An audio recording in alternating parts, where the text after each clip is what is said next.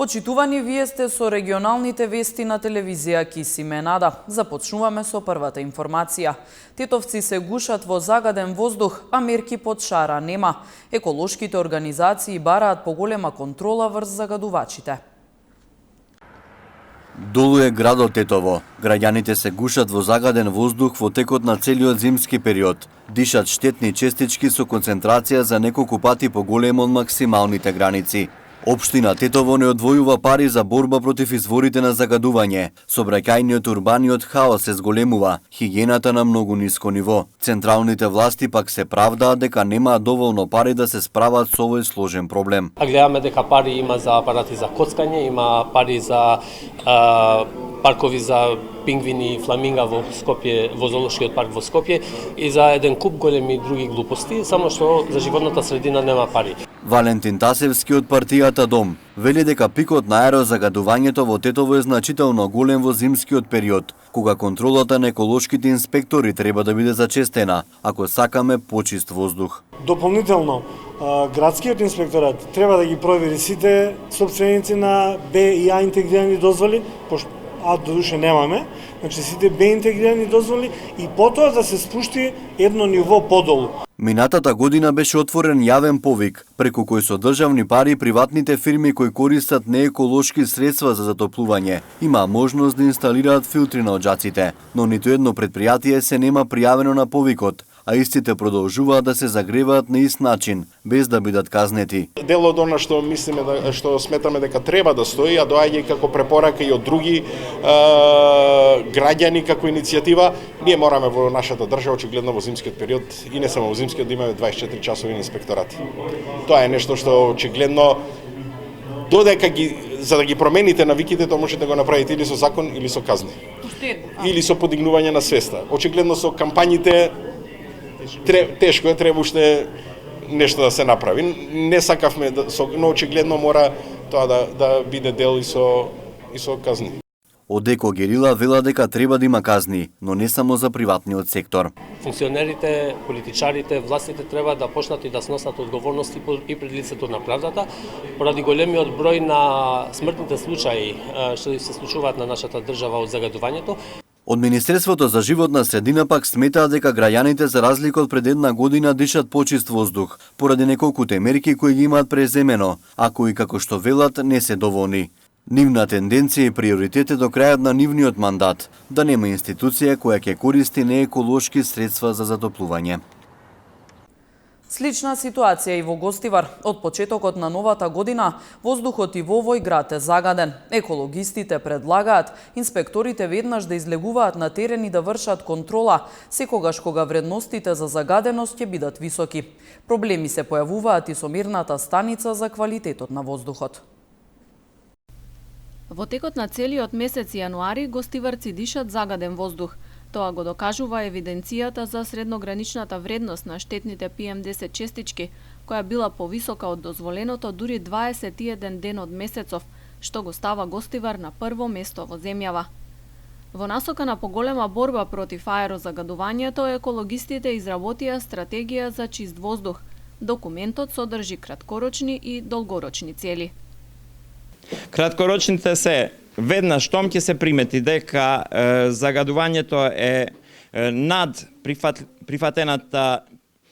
прифатениот ниво на загадување, ќе излезат екипи на терен и ќе контролираат прво најголемите загадувачи, тие со лиценца А, и поголемите загадувачи со лиценца Б. И на лице место ќе се бара да се стопира со загадувањето. Освен тоа ќе се контролират и тие што палат недозволиви горива, недопустиви горива, каблови, гуми, пластики и слични работи.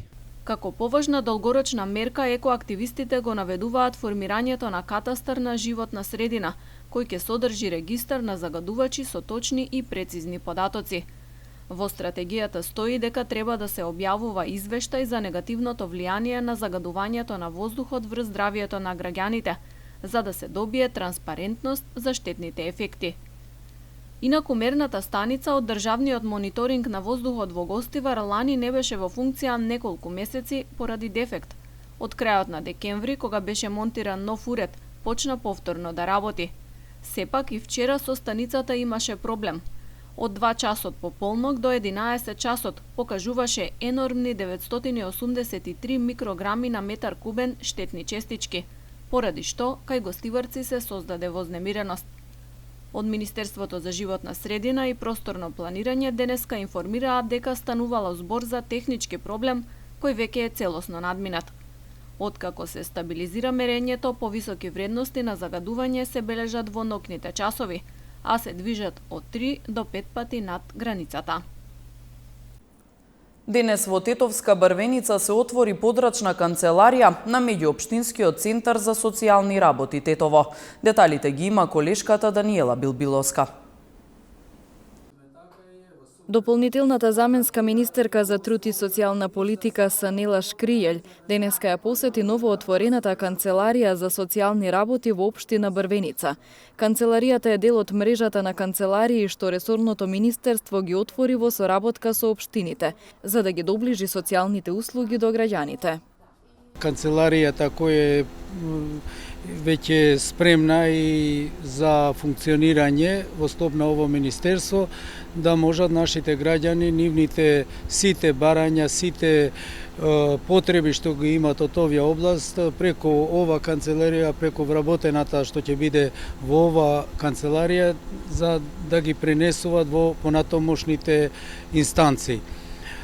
Како ова канцеларија, така и другите проекти што се започнати, све во смисла на тоа за подобрување и полеснување на животот на нашите граѓани. Изминатиот период навистина работиме интензивно и ќе продолжиме да работиме на подобрување на квалитетот на живот на сите граѓани во локалните заедници. Токму затоа и отвараме локални канцеларии на центрите за социјална работа. Во тек е отварање на такви канцеларии во 50 на општини. Фокус ставаме на руралните општини, затоа што ни е многу битно да сите граѓани имаат подеднаков пристап до услугите и правата. Во пракса тоа значи дека граѓаните од оваа општина нема да мора да патуваат до Тетово, до Центарот за социјална работа, ќе може тука да поднесуваат барања за стварување на своите права. Вакви канцеларии отворивме и во Желино, во Јагуновце, ќе продолжиме со Боговиње и пак ќе повторам, ставаме фокус на руралните општини кои што можам да кажам дека еден период беа запоставени на некој начин. Дел од приближувањето и подобрувањето на квалитетот на живот на сите граѓани е и нашата програма за отварање на нови капацитети за згрижување деца. Многу ми е драго што општина Брвеница многу наскоро ќе ја добие првата јавна установа за згрижување деца од предучилишно образование. Во рамки на посетата беше извршен увид во текот на активностите за изградба на детска градинка во Брвеница, која според најавите треба да биде готова во месец март. Председателот на НДП Весел Мемеди денес во Гостивар оствари средба со амбасадорот на ОПСЕ Клеме Скоја. Председателот на НДП Весел Мемеди и генералниот секретар на партијата Сухел Фазлиу во партиските простории на НДП во Гостивар денес остварија средба со шефот на мисијата на ОПСЕ во Скопје Клемен Скоја. На средбата се разговарало за политичките состојби во земјава и за предвремените парламентарни избори. НДП давала и ќе продолжи да дава сериозни придонеси за прашања важни за земјата. Сите политички партии се должни да помогнат и да играат конструктивна улога во корис на граѓаните и на државата. Ги повикувам високите представници на ОПСЕ, како и другите релевантни меѓународни актери, да побараат од партиите коректно и искрено однесување и да организираат фери демократски избори, што е од големо значење за интеграцијата на Северна Македонија во Европската Унија. Се наведува во изјавата на Мемеди од службата за информирање на НДП. Амбасадорот Која дал уверување дека внимателно ја следи состојбата во земјата и потенцирал дека сите политички партии мора да придонесат за организирање на фер и демократски избори. Младиот копаничар од Тетовска Брвеница Тоде Секуловски воодушевува со своите изработки од дрво. Вештините ги научил од познатиот копаничар Будимир Апостолски. Изработува икони, маски, скулптури, но најголема инспирација црпи од видеоигрите. Уште како мал започнал да прави куќички и играчки од дрво. Тоде Секуловски од Тетовска Барвеница од самото детство се занимава со изработка на дрвени предмети. Гледајќи го својот татко како изработува мебел и кај него се јавила жилба за изработки од дрво. Сега е искусен копаничар, а основата за копаничарството ја изучувал од Будимир Апостолски пишман. Во 2007 во септември почнав кај господинот Будимир Апостолски, тој е веќе познат копаничар во Тетово, и таму една година го изучував овој занает, оваа примената уметност, како да кажем. И од 2008 почнав сам да творам во ова моја ателје овде. Сите вештини што денеска ги знам, ја ги научив кај него и тој несебично ми го пренесе овој занает, што се вика уште од прв ден кога отидов. Тој прво што ми рече, вика, дали знаеш нешто да црташ, пошто сепак треба да имаш малку артистички сенс за овој занает, малце да имаш и како да кажем визија за 3D, пошто сепак ова е резба, сликата е 2D, а сепак резбата е 3D, малку треба да се има повеќе сенс. И од прв ден почнав, ми даде парче дрво, летата ми ги покажа кој зашто и така почнав. Тоде вели дека на ова поднебје најмногу се користи оревот, кој е доста погоден за резба. Изработува најразлични предмети, икони, маски, скулптури, но најмногу се инспирира од видеоигри, а токму за тие дела има заинтересирани купувачи. Кај што црпам инспирација од видеоигрите, има доста интерес, бидејќи интересни се и делата. Додека зависи за што е делото. Порано, на почетокот кога почнав, најмногу работев икони, пошто учителот мој тоа го работеше и почнав со иконите.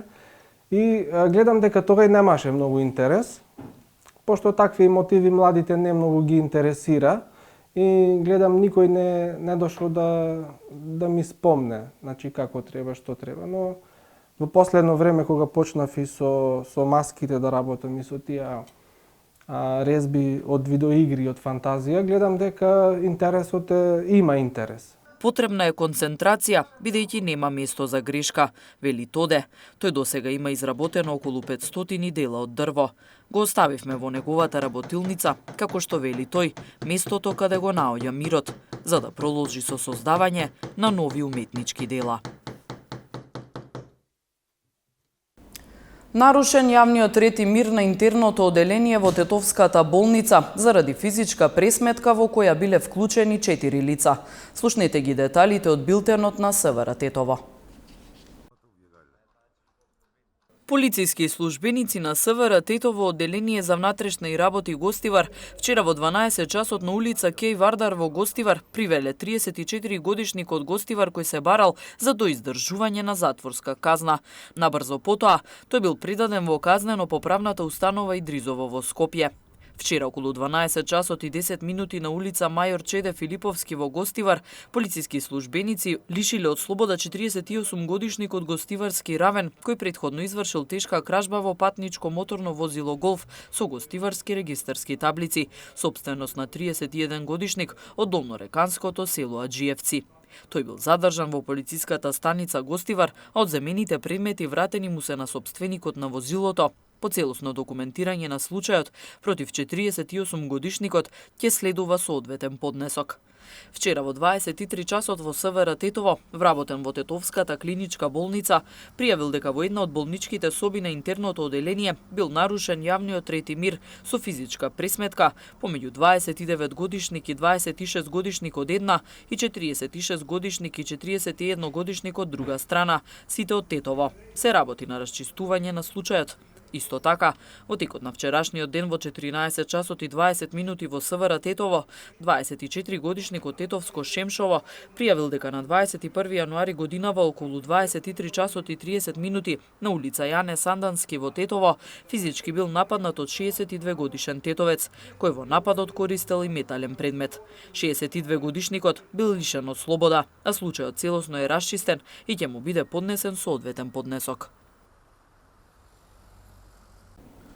Кинескиот град Вухан е во карантин. Станува збор за драстичен чекор со цел да се спречи ширењето на смртоносниот коронавирус, од кој досега починале над 20 луѓе, додека неколку стотици се заразени. Вирусот е забележан и во други земји.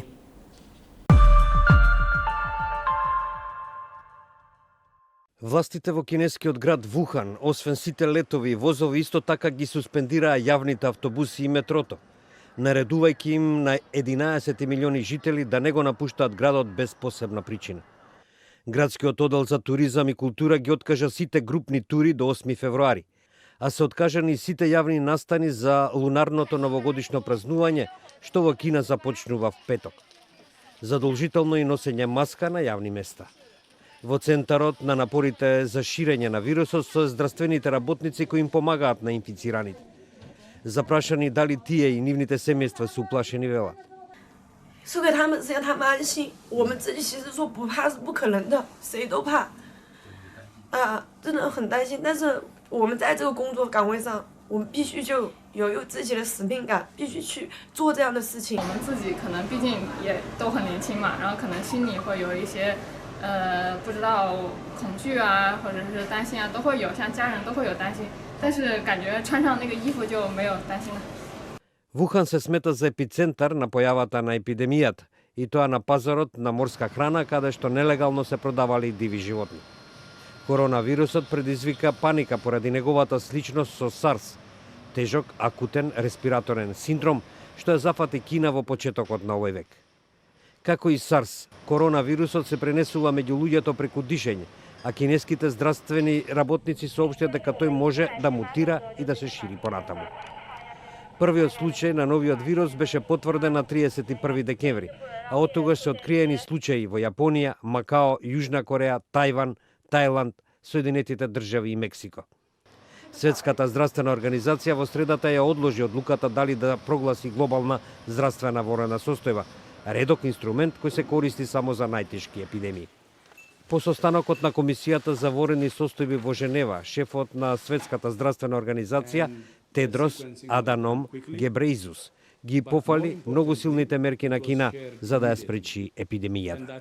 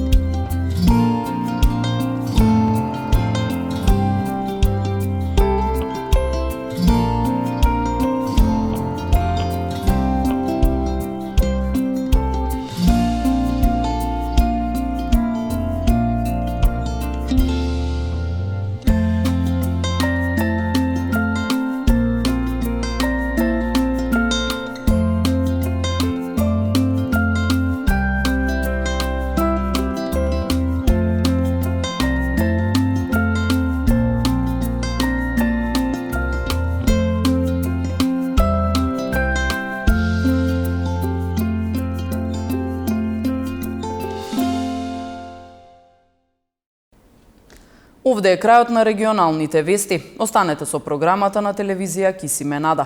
Пријатно!